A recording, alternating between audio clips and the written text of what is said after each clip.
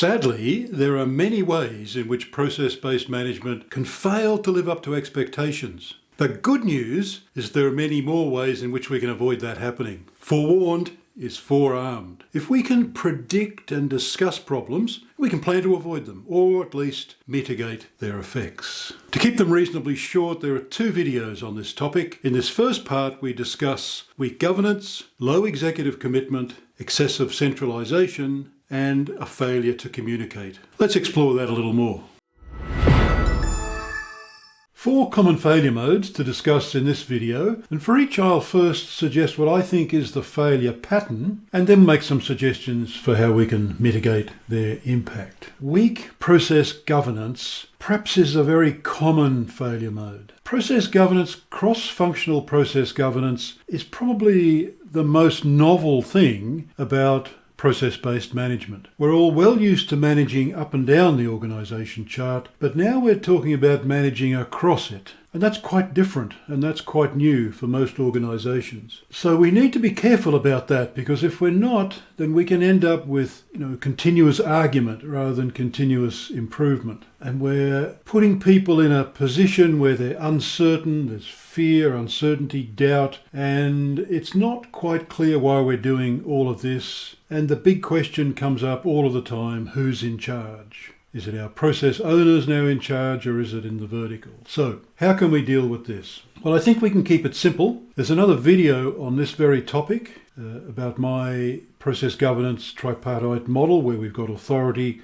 ownership and support. So we have a process council of some form, we have process ownership, and we have an office of BPM or some central support group. And I think we need to define it clearly and make it very clear who does what and where the boundaries are and how it all works together. It is a collaboration model, after all. This is process management we're talking about. And I think we can design for zero conflict. For example, in my model, the process owner has lots of influence but no authority. So the question of who's in charge simply doesn't come up. It's very clear who's in charge. So I think we just need to think through all of that sort of thing. We need to be very clear about who's doing what, where are the accountabilities, what's changed, if anything, from previously. And I think we can design for zero conflict. Classic executive commitment. Everyone wants executive commitment for their idea or their project. And in the process-based management world, we can start from the bottom up or the middle out, but at the end of the day, we need to finish top down. After all, this is about the execution of strategy.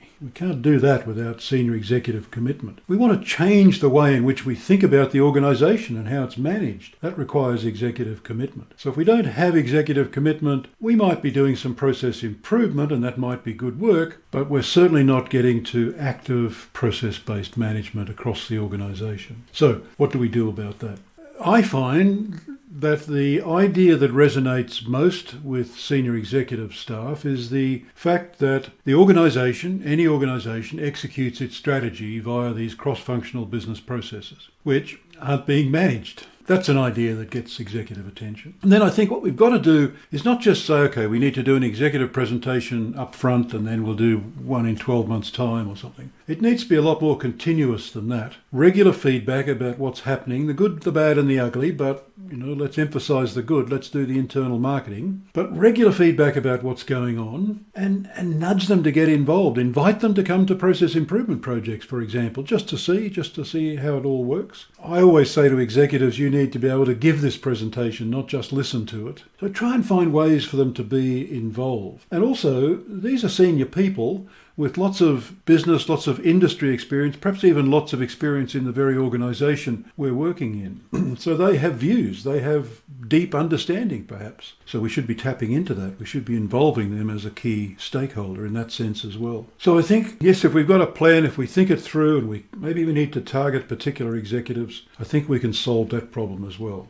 Have a look at the video that's called The Office for the Prevention of Process Improvement, because that's what I think you've invented if in your office of BPM or your central support group, you're requiring them to do all of the process work. They become a bottleneck. Doesn't matter how good they are, they can't be in 2 places at once.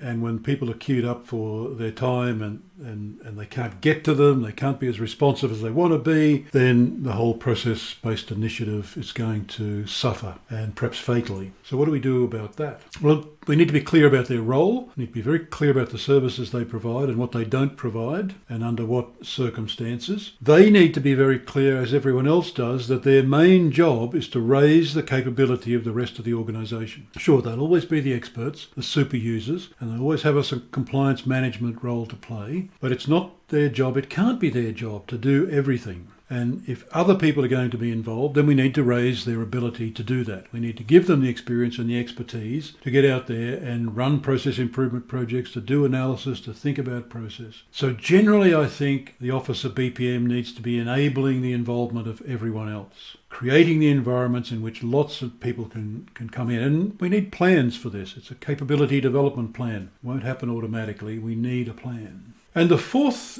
common failure mode that I want to talk about in this video is this information black hole. If we're starting process-based management, or even if we're continuing it and it's going well, there's a lot of information we need to feed back. We need to maintain people's interests and commitments. We need them to understand what's going on, feedback about what works, advice about what doesn't work. We need to keep people involved. We can't set up this environment where it feels like there's this specialist group who are just sucking all this information in, building some process models that no one cares about, and nothing's coming out.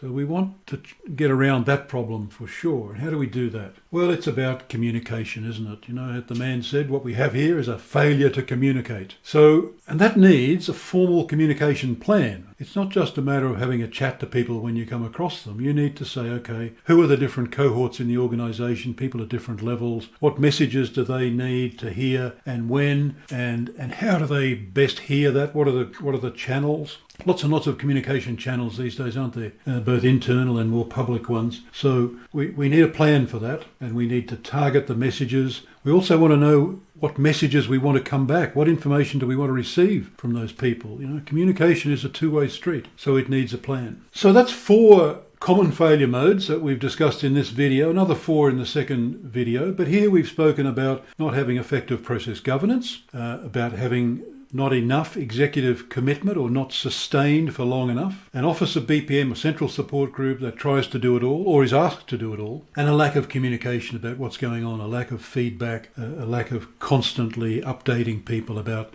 particularly about their successes, but also being transparent about what hasn't worked as well as it might. So lots of ways for things to go wrong. There are lots of common failure modes, but they're only failures because we didn't plan to avoid them.